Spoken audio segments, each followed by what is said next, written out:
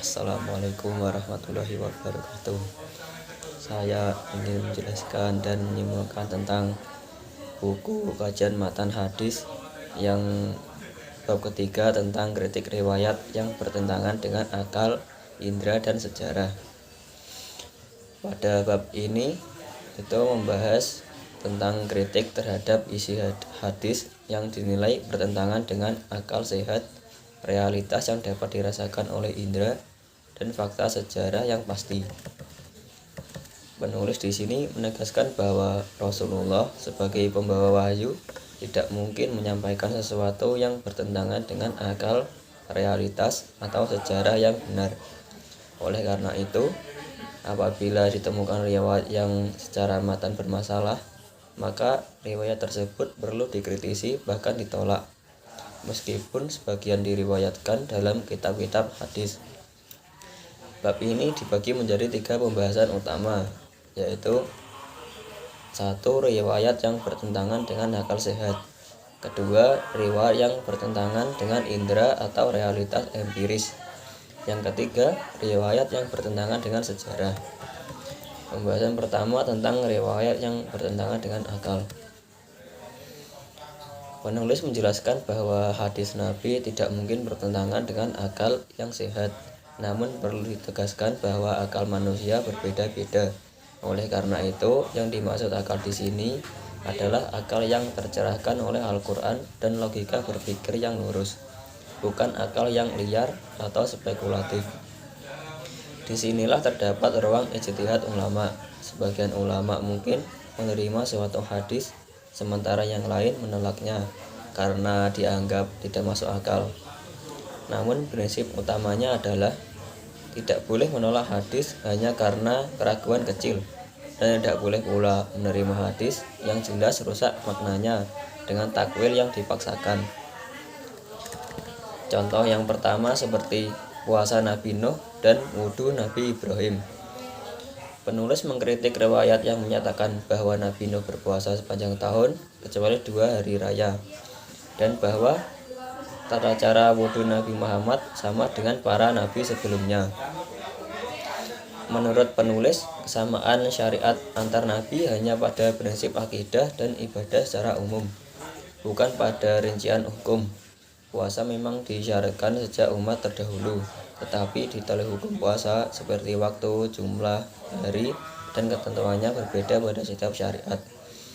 Ayat Al-Quran menegaskan bahwa setiap umat memiliki syariat dan jalan hidup yang berbeda, sehingga menyamakan detail ibadah para nabi terdahulu dengan Islam adalah kekeliruan.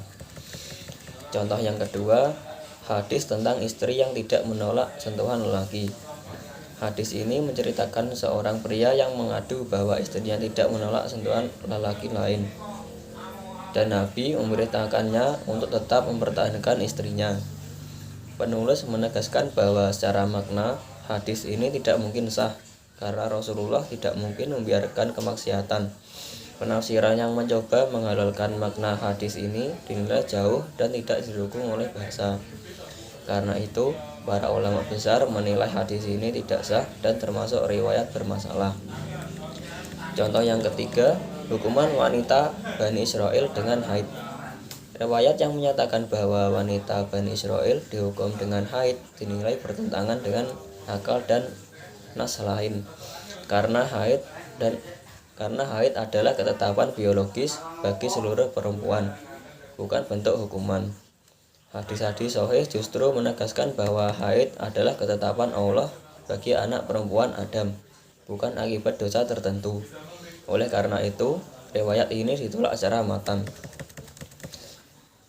Masuk pembahasan yang kedua, yaitu riwayat yang bertentangan dengan indera dan realitas. Penulis membedakan antara hal gaib yang tidak dapat dijangkau indera itu wajib diterima. Hal empiris yang dapat dirasakan tidak boleh bertentangan dengan kenyataan. Jika suatu riwayat berbicara tentang hal yang dapat diamati secara nyata namun bertentangan dengan realitas, maka dari itu adalah indikasi kuat untuk kepalsuan. Seperti contoh asal-usul batu hitam.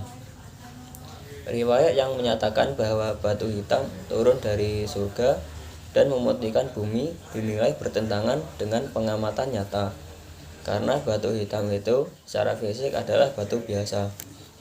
Sikap para sahabat, khususnya Umar bin Khattab, menunjukkan bahwa batu hitam dihormati karena mengikuti sunnah Nabi, bukan karena zatnya memiliki kekuatan gaib. Riwayat-riwayat yang berlebihan dalam memuliakan batu hitam dipandang muncul setelah masa sahabat dan tidak memiliki dasar kuat. Contoh yang kedua, hadis kosmologi dan sebab lupa. Riwayat yang menyatakan bahwa galaksi berasal dari keringat ular di bawah ars atau bawah air liur tikus menyebabkan lupa dinilai absurd secara logika dan realitas.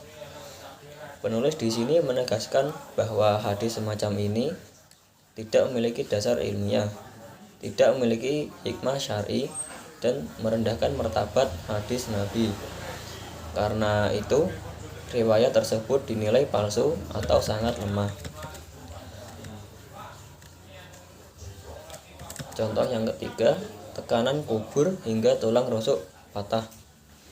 Penulis membedakan antara tekanan kubur sebagai makna spiritual dan kengerian kematian dengan tekanan kubur sebagai tekanan fisik literal. Jika dipahami secara fisik, maka riwayat tersebut bertentangan dengan akal dan realitas. Oleh karena itu, riwayat yang menggambarkan tekanan kubur secara ekstrim dinilai sebagai tambahan perawi untuk menakut-nakuti manusia.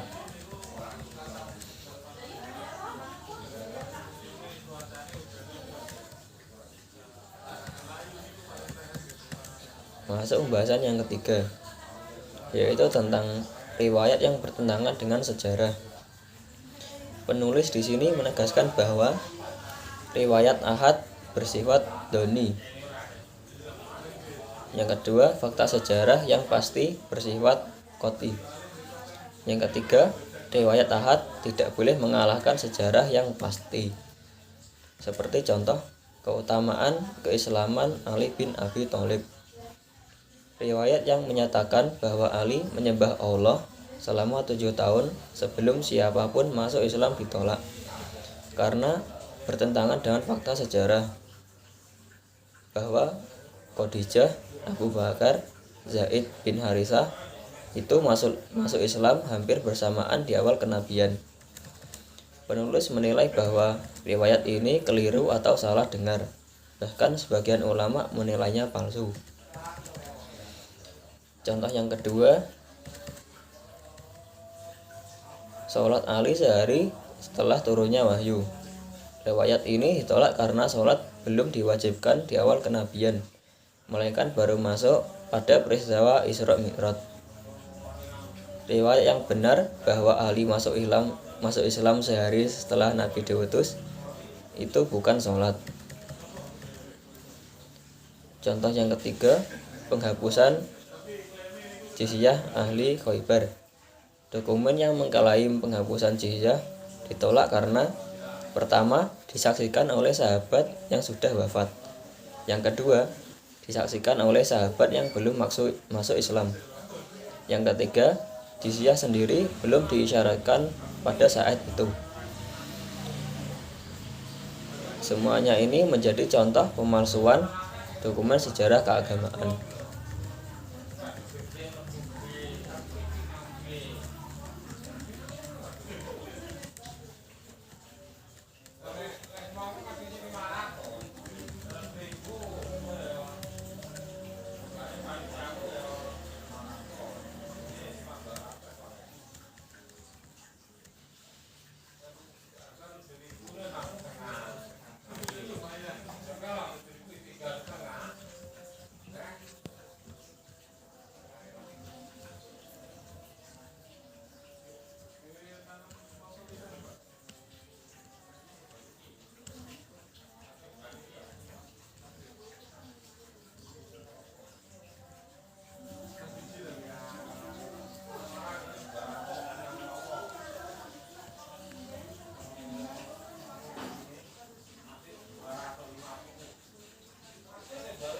Di antara hal-hal yang menunjukkan bahwa kitab itu palsu adalah penambahan pada 2 poin di atas.